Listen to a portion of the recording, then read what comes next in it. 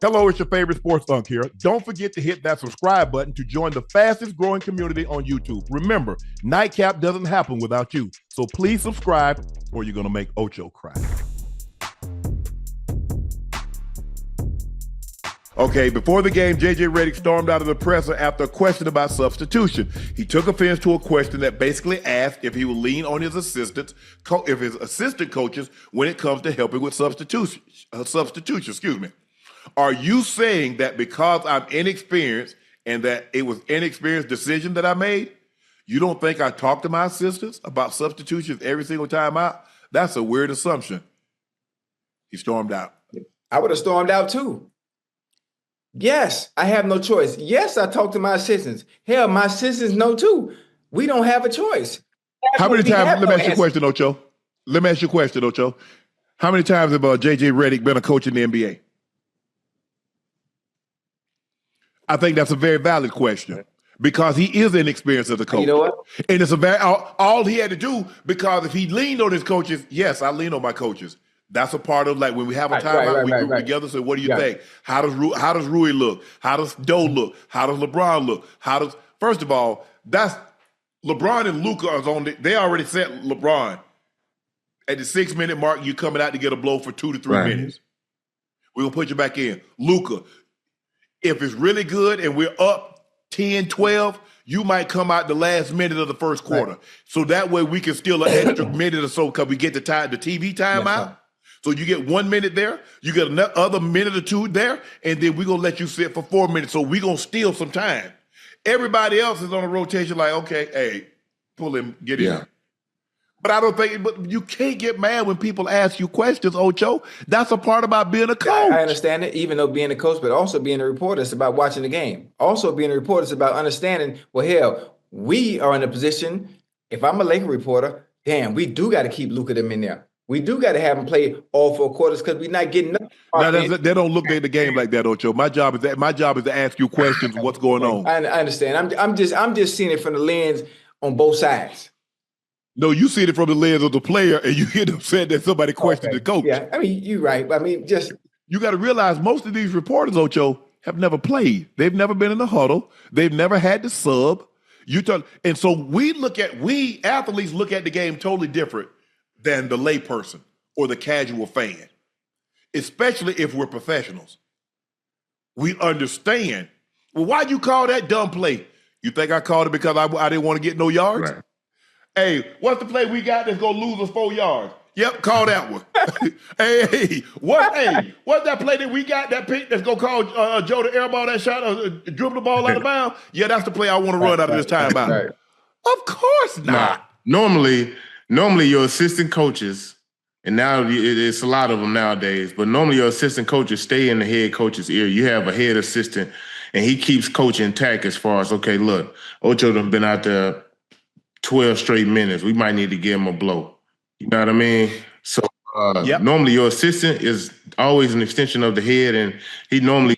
Probably Scotty Brooks. I'm thinking Scotty Brooks is his lead, and then Nate is number 2. So they may tell you, like, well, Unc got 4 fouls. You know what I mean? Like, we might want to take him out, give him a break. So for him to go with them guys for that extended period of time, he probably was just like, forget it. Yeah, I don't think he had no trust in any of those guys coming off that bench. He felt he was going to go with his big guns, and he stuck with it. Yeah. Dang. But hey, but as a coach, you know this. When it goes well, you're a genius. Yes, when it doesn't go well, you're going to get second guessed. Mm-hmm. That's how it is. That's a part of it. You know, if somebody asks you, you play a quarterback, and somebody asks you what you saw, you can't say, I saw what you saw.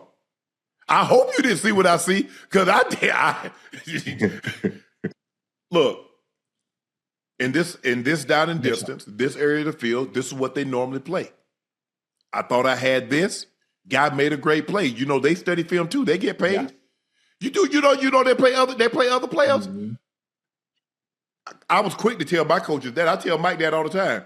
I say, hey, you know that guy got paid too now, right? He picked up his check on Monday just like I did.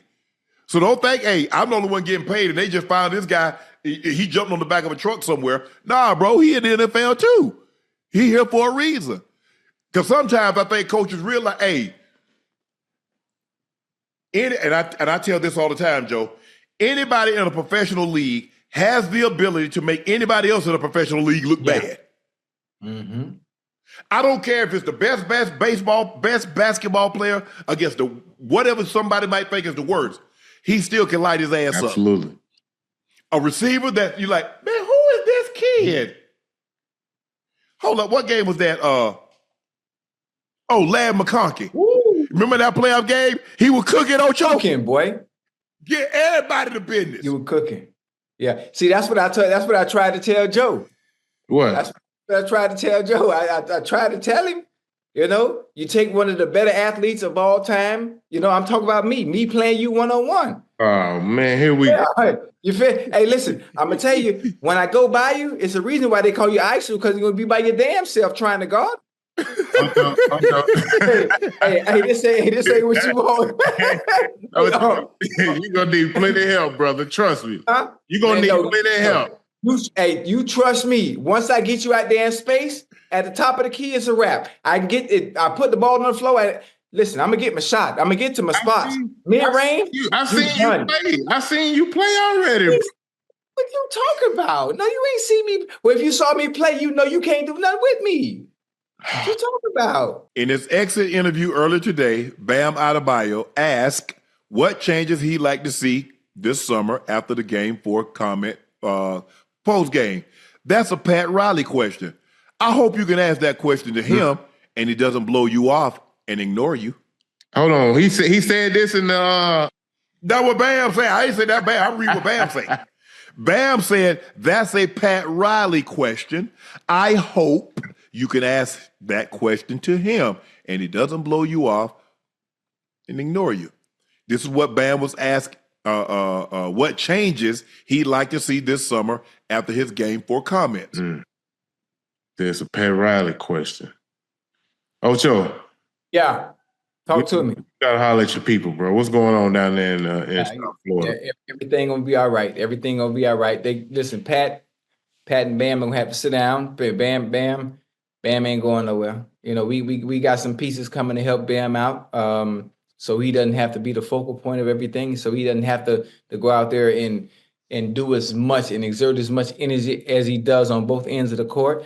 Bam, we got help coming for you. Bam, you got my number. Bam, you got my number. So I'm in the rooms you not in, Bam. Okay? I'm in the conversations you can't hear. We gonna be all right down there in Miami. That's your star player, man. Don't y'all think y'all need to incorporate him in what's going on? Like which direction the franchise going? Like what y'all plan on doing this summer? How we gonna make this? How we gonna get this organization back to the top? Yeah, he's our franchise player, but there's certain conversations that he can't be in. Certain conversations that I and Mickey Harrison and Pat, he's our franchise player now, but we have long-term goals that we need to achieve. Ain't he a part of them long-term goals? Yeah, he is. But is he gonna play 22 years like LeBron? Well, we don't know that. We don't know. But listen, things are being put in place. Okay, you ever play Connect 4? Boy, hey, I'm so cold in Connect 4. It's a shame. That's what we doing right now. Connect 4, and we're gonna make sure everything aligned the right way to make sure that he get back to where they need to be. Okay, all right. I respect Heat culture, man. I was a part of Heat culture, man. I played. Yeah, I know. Hey, boy, I used to be at the games. Now I used to watch you. Now I know what you could do, boy. You cold with it. Now you nice with it. Now, I respect your game. I've seen you. I can tell you what you're gonna do before you do it, based on your mannerisms. You can't tell me what I'm gonna do. How you gonna tell me what I'm gonna do before I do it? Because I watch you play. No. I can tell you. I can tell you. My game different. My game different. That was 10 years ago. My game different from now. So you think your game different now? Yeah, it's different now. So, baby, what you telling me is Father Time ain't touched you yet? I ain't saying that. I'm saying what I do now, I can dominate in. I'm good. Okay, so you stay in one little area and you good at that area. You ain't not change. You ain't gonna make no adjustments. I ain't got to. I'm good. I'm straight over here, man. Okay, I feel you. I like your confidence. Yeah, I like your confidence. That's what you need. It's all about belief and confidence. Yeah, right. Hey, look, if I ain't got nothing else, I got some confidence, brother. Okay. Hey, that's me too. That's one thing. Hey, Titus, what up, twin? Can you tell somebody just got home? I was gone. It's a day and a half, bro. I'm just gone a day and a half. He won't. So what you thinking, Joe? I think that was a shot across the bow. Bam said, "Hey, ask Pat Riley that." Yeah, it was a little shot. He know everything. Yeah, he basically telling you, y'all know who driving the ship over here, man. You asking me questions I ain't got no control of. You know what I mean? Yeah. And maybe Pat do got something up his sleeve. We do. Hey, I tried to tell you. Y'all ain't gonna listen to me until it happens. We'll find out real soon. You just know he gotta have something up his sleeve. Oh, he do. I'm telling you. I listen. I don't want to say too much because the fact that I'm even allowed in these rooms for these conversations to be had, it says a lot. So I don't. But I gave you enough. I gave you what I could, and just know things are coming. Help, Bam. You got my number, Bam. You hit me. We got you. We're gonna take care of you.